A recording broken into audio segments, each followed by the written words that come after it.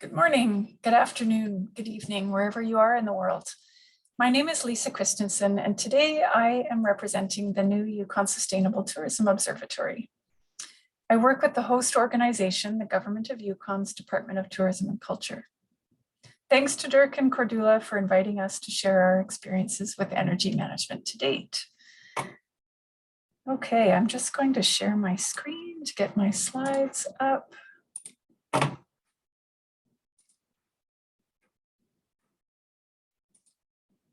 All right, so to start, I thought I would share a little bit of information with you about the Yukon for those who may not be familiar with this part of the world. So the Yukon is located in the far northwestern part of Canada. The land and enclosed water bodies represent about 500,000 square kilometers. For perspective, this area is about the size of Spain, and approximately 43,000 people live in the Yukon. For perspective, about 47 million live in Spain. So we have a very large area and very few people. First Nations, Yukon First Nations are the first peoples of the territory and make up about 20% of our population. The 14 Yukon First Nations have traditional territories that cover almost all the land.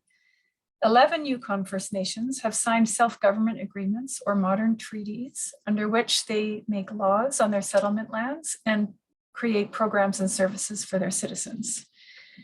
The Government of Yukon works with all First Nations, all Yukon First Nations, to deliver programs and services to Yukoners and manage the territory's land and resources. In terms of tourism, in a typical year, we see about 500,000 visitors.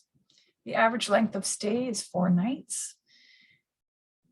Tourism contributes about 5% to our GDP and accounts for about 9% of our jobs. Some of the attractions that draw visitors here are the natural wonders, Indigenous tourism and other cultural experiences, sites and centers, historic sites, museums, Klondike Gold Rush history, festivals and events, the arts, and shopping and dining experiences. In terms of energy, energy is used by visitors to the Yukon and residents for meeting electricity needs. Historically, we've met over 90% of our electricity needs each year with renewable power because of our large supply of hydroelectricity. But as the Yukon's economy and communities grow, and as Yukoners increasingly invest in electric vehicles and electric heating technologies, demand for electricity will grow.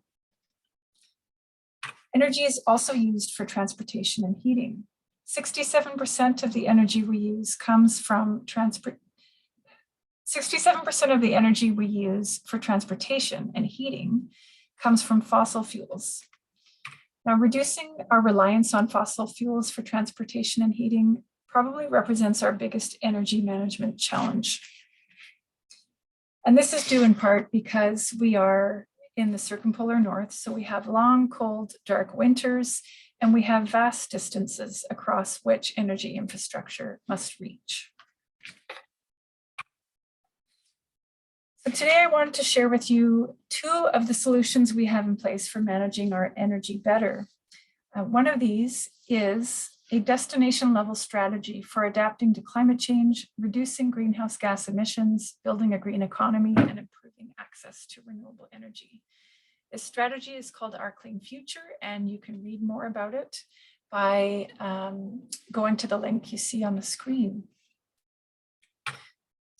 I'll just explain a little bit about it. There are 4 high-level goals within the strategy.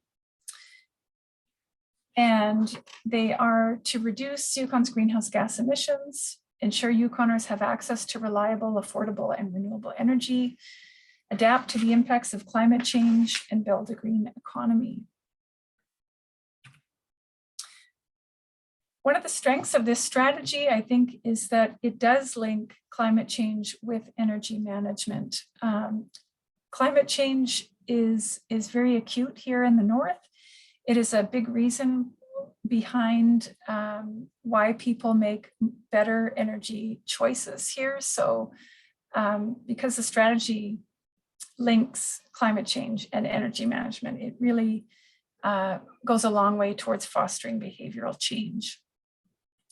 The strategy also presents an opportunity for other organizations and groups to align their efforts with the strategy. So for us, we've been able to align our sustainable tourism framework with this strategy. We've actually been able to acquire some funding for sustainable tourism because of how we've aligned our work with the strategy. We've also been able to acquire funding for establishing renewable energy infrastructure at remote historic sites. So those are just a few of the benefits of that strategy. The other solution I wanted to share with you that we have in place for managing energy better in the Yukon is, and this is very specific to tourism, is that we plan to use some of our existing surveys that we run in collaboration with our Yukon Bureau of Statistics to measure energy usage, energy conservation, and energy innovation within the sector.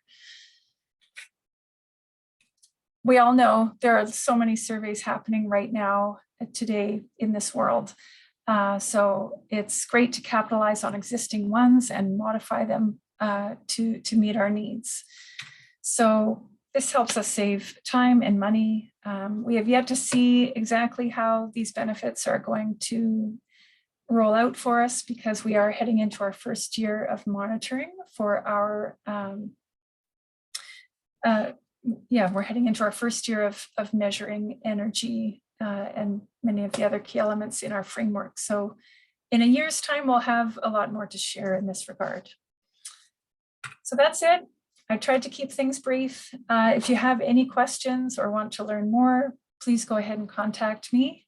I've also included the contact information for my colleague, Sarah Marsh, who's the manager of our industry services unit. I work very closely with her on all things related to sustainable tourism in the Yukon. Thanks for your time.